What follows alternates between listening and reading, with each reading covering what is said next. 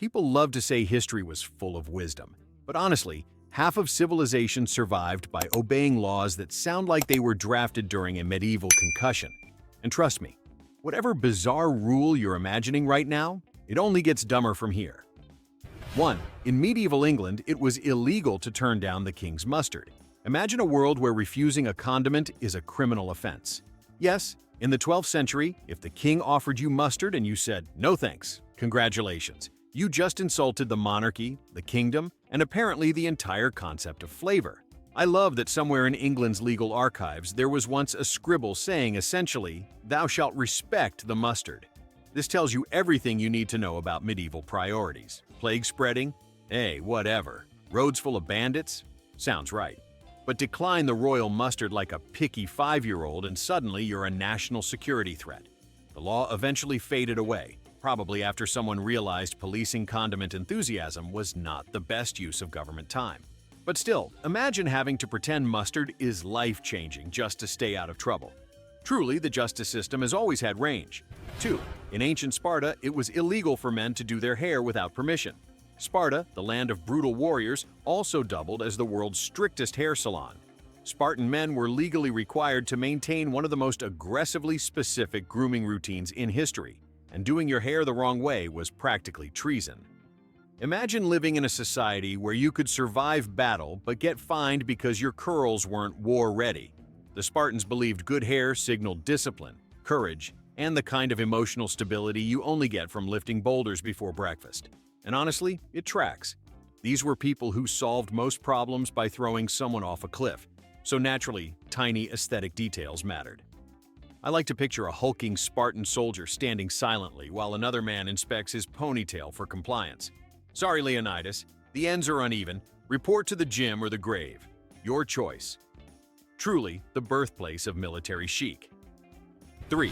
In 17th century England, it was illegal to celebrate Christmas. Yes, the holiday with the lights, the music, the cookies, the endless retail suffering banned. During the Puritan rule, Christmas was considered basically a crime against productivity.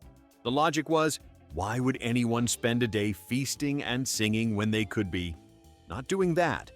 So the government outlawed Christmas festivities, food, decorations, and even the act of being visibly cheerful in December.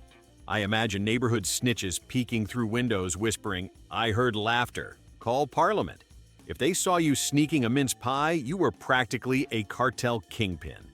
What's amazing is how little it changed human behavior. People just celebrated in secret, which had to be the least rebellious rebellion ever. Quick, hide the pudding before the morality police break down the door. It lasted 16 years, proving that if you give the government enough power, they'll eventually go after Christmas, like it owes them money. 4. In ancient Rome, it was illegal to kiss your spouse on Sundays. Rome had laws for everything: food, clothing, public behavior, even affection. And somehow they decided Sunday kissing was simply too much passion for one civilization to handle. You could kiss your spouse any other day, but on Sundays, you were expected to behave like roommates waiting for a plumber. The idea was to encourage modesty and spiritual reflection, because nothing says spiritual like creating a romantic no-fly zone. Imagine being married in ancient Rome and having to explain to your partner, "Sorry, honey, it's Sunday. The law says we must be emotionally beige today." Meanwhile, this is the same society that had public baths, gladiator fights, and senators who regularly drank themselves into new dimensions. But kissing? Absolutely not. The hypocrisy is almost artistic. Rome truly was the blueprint for modern government priorities: outlaw affection, but let everything else burn. 5. In medieval Europe, wearing stripes was practically criminal. Stripes, actual stripes. If you wore striped clothing in the Middle Ages, people assumed you were a criminal, a witch, a leper, or just aggressively suspicious. Stripes were so hated, they became a fashion police red flag, centuries before actual fashion police were a thing. Tailors could be fined for making them. People could be punished for wearing them. Somewhere in history, there was a judge sentencing a man like, "For the crime of vertical lines, you shall be shunned." The symbolism made sense back then, apparently. Stripes represented chaos, danger, or moral corruption. Honestly, they just needed a hobby. Today, you throw on a striped shirt, and at worst, someone calls you a mime. But in medieval Europe, that shirt was basically a confession. The funniest part is that monks, prisoners, and executioners all wore stripes at various times, so the visual message was completely mixed. The Middle Ages really were a group project where everyone refused to communicate. 6. In ancient China, it was illegal to use a timekeeping device louder than the emperor's. Imagine waking up in 600 CE China and asking yourself, is my alarm clock politically acceptable today? The emperor's water clocks were considered the official timekeepers of the universe, and if your local device ticked, dripped, or chimed louder, congrats, you've out-time-kept the emperor. Big mistake. This law was all about hierarchy. The emperor must literally control time, or at least sound like he does. It's hilariously petty. Imagine the imperial agents going door to door measuring decibels like ancient sound engineers. Sorry, citizen, your clock made a noise slightly above imperial volume. Pack your things. It's the same energy as people who think their car exhaust demands respect, just with more silk robes. The whole law basically said, time is a monarchy, deal with it. Human ego truly knows no technological limit. 7. In 13th century France, animals could be brought to court. And yes, punished. Picture a courtroom where the defendant is a pig wearing a little rope harness while a lawyer stands there arguing, "Your Honor, my client pleads oink." This actually happened.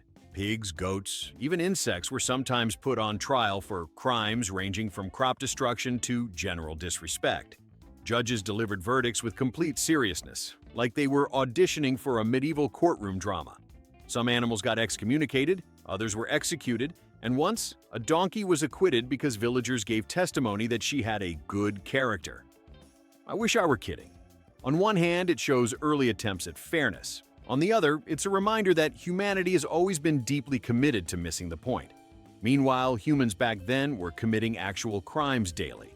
But sure, let's go after a beetle for destroying wheat. Civilization is a fragile experiment. 8. In 16th century Germany, you could be fined for being single. Yes, Germany once tried to legislate people into marriage, because nothing screams romance like a government bill. The idea was that single adults weren't contributing enough to society, productivity, or the birth rate. So naturally, the next step was charging them a singles tax, as if being alone wasn't already its own financial burden. Imagine a medieval tax collector knocking on your door like, "Hello, I see you still haven't trapped a spouse. That'll be 2 shillings. And if you were widowed, the tax still applied, because apparently your grief wasn't productive enough. The whole thing was an early version of, "Why aren't you married yet?" but with legal consequences. It's both cruel and darkly hilarious that governments once tried to bully citizens into romance like a passive-aggressive ant with subpoena power. 9. In ancient Greece, only prostitutes were allowed to wear makeup. Talk about branding. In many Greek city-states, heavy makeup was legally restricted to sex workers because the idea of a regular woman enhancing her appearance apparently caused too much existential panic. So, cosmetics became an official uniform of the profession. If you were a married woman wearing a bold lip, society was like, "Ma'am, that is illegal advertising." Men defended this rule by claiming they needed help identifying prostitutes, as if their moral compass malfunctioned around eyeliner. Meanwhile, Greek men were running around in tiny tunics and oiling themselves like rotisserie chickens. But sure, makeup was the threat. The irony is that this law didn't stop anyone from wearing cosmetics. It only taught everyone to pretend they weren't. Congratulations, ancient Greece. You invented both false modesty and the makeup industry's favorite marketing tactic. No, it's natural. 10. In medieval England, you could be punished for eating meat on certain days, unless you were sick. Governments have always loved controlling diets, and medieval England was no exception. There were strict laws banning meat consumption on specific days to encourage fishing and spiritual discipline. But don't worry, they built in a loophole. If you were ill, you could eat meat. So naturally, half the kingdom suddenly became sick every Friday, and physicians were handing out sick notes like candy at a parade. Imagine the local doctor scribbling, "Yes, this man suffers from a debilitating condition known as hunger."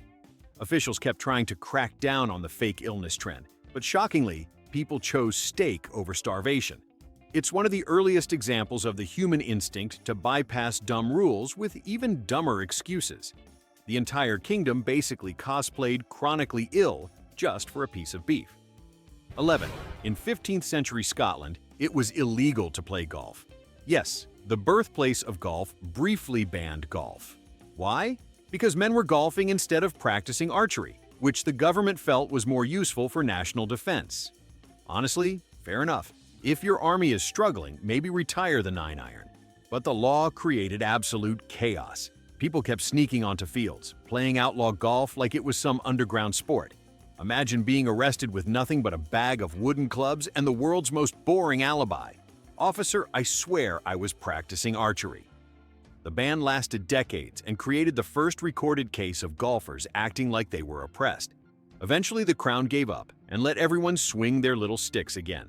And thus, the modern golf attitude was born. Mild rebellion wrapped in khaki shorts.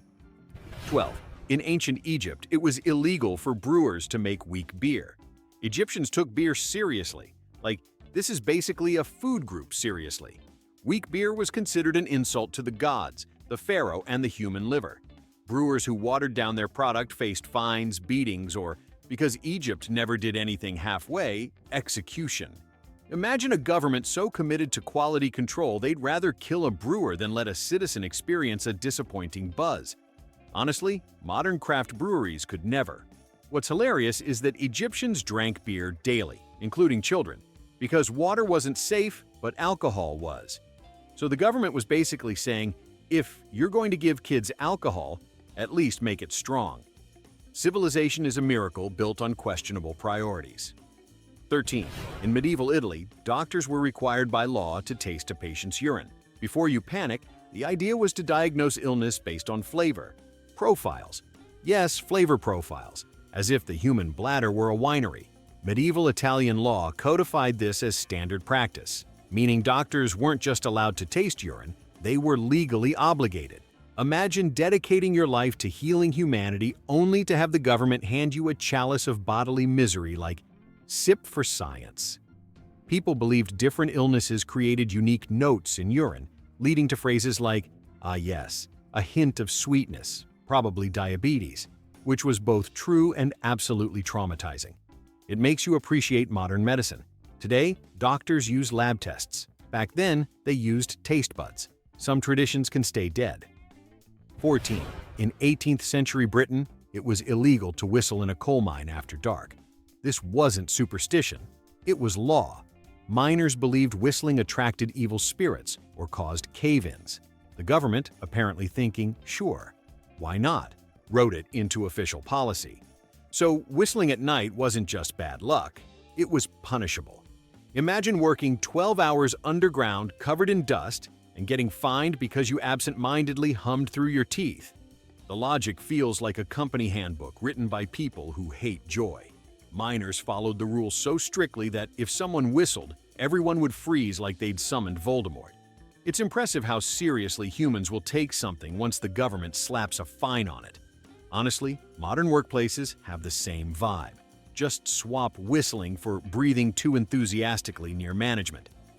15. In medieval France, it was illegal to give your pig a haircut on Sundays. You'd think the French legal system had bigger problems, but apparently pig grooming was the nation's moral crisis. Sunday was a sacred day, and trimming your pig's bristles was considered a scandalous waste of holiness.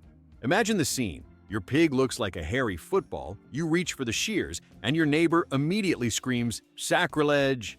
Officials treated it like a real offense because nothing says spiritual discipline like micromanaging livestock fashion. I love the idea of medieval French courts discussing pig hairstyles like they were debating national security. Your Honor, he shaped the pig's tail into a curl on a Sunday, the horror. And thus, France invented the world's first beauty-based crime. Society has never recovered. 16. In 18th century Russia, it was illegal for men to shave their beards without paying a special beard tax. And yes, they issued beard licenses like you were registering a small woodland creature. The whole thing started because Peter the Great decided Russia needed to look more European, which apparently meant criminalizing facial hair unless you paid for the privilege of not looking like a medieval lumberjack. Imagine waking up, deciding you want a fresh shave, and realizing you need a government-approved beard token or risk being fined for unauthorized grooming. Officials carried tiny metal badges stamped with an image of a beard, basically the world's first facial hair passport. And if you didn't have your beard token on you, guards would literally shave your face in the street like some kind of imperial makeover squad. I like that in a country with endless territory, colossal wars, and political chaos, the government still found time to micromanage whiskers. Truly, the priorities of empire are a magical thing. 17. In medieval Denmark, it was illegal to bake bread on certain days unless you used government-approved flour, which turned baking into a bureaucratic obstacle course. It wasn't enough to feed your family, no. The crown needed to personally oversee your grain-based decisions. Bakers were required to purchase flour from royal mills because apparently nothing says strong monarchy, like a monopoly on carbohydrates. Imagine trying to bake a simple loaf of bread and suddenly you're stuck in a medieval version of a supply chain meeting, complete with inspectors checking the texture of your dough like it's a national security threat. If someone caught you using flour from an unauthorized mill, you could be fined, banned, or have your bread confiscated. Yes, confiscated, because I guess that was the climax of crime fighting in the 1300s. The best part is knowing some poor official woke up every day thinking, time to protect this kingdom from rogue loaves. If gluten had rights back then, this is where they died. 18. In ancient Japan, commoners were forbidden from wearing silk because fashion apparently needed to know its place. Silk was considered too luxurious for anyone who wasn't a noble or samurai, so the average citizen had to shuffle around in cotton or hemp, while the upper class floated by like decorative lanterns. Authorities enforced dress codes with the enthusiasm of a high school vice principal policing crop tops. Imagine you're a fisherman who accidentally touches a silk sleeve and suddenly guards are on you like you just committed light treason. The logic was simple. Rich people wanted to stay visually superior, and nothing says I'm important like clothing that frays if you look at it wrong. This law turned fabric choice into a status symbol so rigid that people literally judged your social rank by your outfit. It's comforting to know influencer culture is basically just a reboot of 17th century Japanese textile laws. 19. In 14th century England, it was illegal to gamble during work hours unless you were the king, because naturally the monarch needed flexibility to be unproductive. Parliament passed dozens of laws trying to stop workers from gambling on dice games, card games, and anything else that involved leaving your job early to make questionable financial choices. Meanwhile, royalty could gamble whenever they wanted, because hypocrisy has always been the most consistent tradition in government. Picture A. Manual laborer getting fined for playing a quick round of dice while the king is upstairs, betting half the treasury on who can throw a pebble the farthest. The justification was that gambling distracted commoners from proper labor, which is just medieval corporate speak for stop having fun. Honestly, it's impressive how early society discovered micromanagement. The only thing missing was an HR department with a quill. 20. In ancient Babylon, bartenders could be executed for watering down beer, proof that humanity's relationship with alcohol has always been deeply dramatic. The Code of Hammurabi laid out the rules, and one of them was essentially, "Thou shalt not be stingy with the booze," which is probably the most aggressively specific consumer protection law ever written. Imagine being a bartender and knowing that if you accidentally pour 1 ounce too much river water into someone's ale, you're not just getting a bad Yelp review, you're facing capital punishment. Babylon took beer purity more seriously than most modern nations take national defense. Honestly, part of me respects it. Watered-down drinks are still a crime, just not usually one with legal consequences. The ancient Babylonians really said, if you're going to serve alcohol, serve it properly or perish. A dramatic policy, but consistent. 21. In medieval Wales, it was illegal to steal a neighbor's bees, because apparently the black market honey trade was getting out of hand. Yes, bee theft was an actual crime category. And not only that, courts sometimes appointed official bee juries to determine whether stolen bees had voluntarily relocated or were bee-napped. Imagine a group of medieval citizens standing in a field watching bees buzz around and declaring, "Aha, these bees show the behavior of captives." Bee ownership was taken seriously. Honey was valuable, wax was valuable, and apparently the emotional health of bees was also valuable. One legal text literally outlined procedures for identifying whether bees belonged on your property or had wrongfully migrated. So now we know, medieval law wasn't just for humans. It was for winged insects living their tiny little lives, while humans argued about custody rights, like proud but extremely confused parents. 22. In 19th century London, it was illegal to throw fish back into the Thames if they were already caught. Because, I guess, freedom is for people, not seafood. Authorities believed releasing fish was disruptive to river management, so once you caught it, the fish was your responsibility, like an aquatic Tamagotchi you didn't ask for. Imagine accidentally hooking a tiny fish, feeling morally compelled to let it go, and suddenly you're a criminal because you returned it to the place it literally lives. The law also prevented fishmongers from disguising spoiled fish by refreshing them in the water, which tells you exactly how trustworthy the seafood industry was back then. Honestly, this was probably the right call, but it still feels funny that London had so many problems: crime, pollution, poverty, and somewhere in the middle of all that, lawmakers said, "We must regulate fish liberation." Priorities. 23. In ancient Athens, it was illegal for women to leave the house with more than 3 clothing pins, because obviously public safety hinges on controlling accessorizing. These pins were used to hold garments together, and authorities worried that women might weaponize them. Imagine a city so paranoid it created a wardrobe limit like you're boarding a medieval flight with a strict carry-on rule. Athens was supposedly the cradle of democracy, yet half the population wasn't allowed to carry more than 3 tiny bits of metal without attracting suspicion. It's incredible. They trusted women to run households, manage finances, even perform religious duties. But 4 clothing pins? That's chaos. Governments have always found new and exciting ways to condescend, but regulating outfit fasteners might be peak micromanagement. Then 24. In medieval Italy, doctors needed government permission to perform surgery, but barbers could legally do it whenever, as if hair trimming and organ removal were basically the same skill set. Barber surgeons were everywhere, slicing open patients between shaves, because nothing says "trust me" like a man handling both your arteries and your beard with the same tools. Meanwhile, licensed physicians, people with actual training, had to navigate bureaucratic approval for nearly every procedure. So, yes, a university-educated doctor couldn't operate without paperwork, but your local barber could yank out a tooth, drain a wound, or probably attempt a casual amputation. The best part? Barbers advertised surgery like a menu item. Medieval people were out here getting stitched up by someone who cut hair for a living, and the government was like, "Seems fine. Medicine has come a long way, and thank every deity for that." 25. In 18th century France, it was illegal to wear certain colors unless you belonged to the correct social class, because the best way to maintain power is through fashion gatekeeping. Sumptuary laws dictated what fabrics, colors, and accessories you could wear, basically turning outfit choices into a legal minefield. A commoner wearing purple could face fines or worse, because purple was reserved for people who apparently had more important blood. I love that entire courts were dedicated to judging crimes of fashion. Imagine being summoned before a magistrate who has to ask, "Why were you wearing crimson silk when you clearly only qualify for sad beige linen?"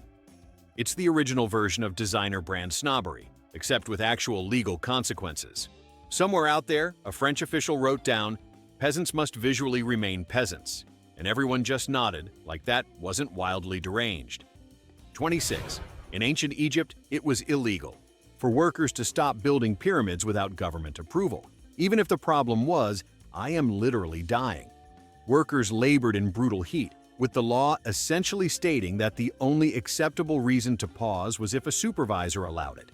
This meant construction crews weren't just building monuments, they were trapped in history's longest mandatory overtime shift. Imagine asking for a break and hearing, "Sorry, the state requires your continued suffering. Now lift this 2-ton block." Egyptians left behind papyri complaining about conditions, delays, and managers who demanded impossible quotas. So yes, even 4,000 years ago, people were filing ancient HR complaints no one cared about. Honestly, it's incredible how much human society has changed, and yet workplace misery remains eternal. 27. In early American colonies, it was illegal to celebrate anything resembling excessive joy on Sundays, because fun was apparently a gateway drug to moral collapse. Puritan laws prohibited dancing, music, games, public gatherings, and anything that might cause laughter louder than a polite exhale. Imagine waking up on a Sunday and thinking, "I should smile today." And the law basically says, "Try it and see what happens." Officials patrolled communities looking for signs of merriment, like they were hunting a dangerous fugitive. Even children had to sit still in appropriate Sabbath silence, which sounds like a punishment invented by someone who resented their own childhood. The entire philosophy was, if it brings happiness, it's suspicious. Humanity spent centuries fighting for joy, and in the early colonies, joy lost. 28. In medieval Germany, it was illegal to insult a baked pretzel. Yes, pretzels had legal protection. They were so culturally important that disrespecting one, mocking its shape, criticizing its taste, or mishandling it, was considered an offense. I adore the mental picture of a baker marching into court dramatically clutching a pretzel as evidence of slander. Your Honor, he called my pretzel mediocre. I demand justice. Pretzels were tied to religious symbolism, so insulting one was treated like disrespecting a holy snack. And the punishment? Fines, public apologies, or worse, temporary banishment from the bakery guild, which was basically social death if you lived in a village where bread was the main event.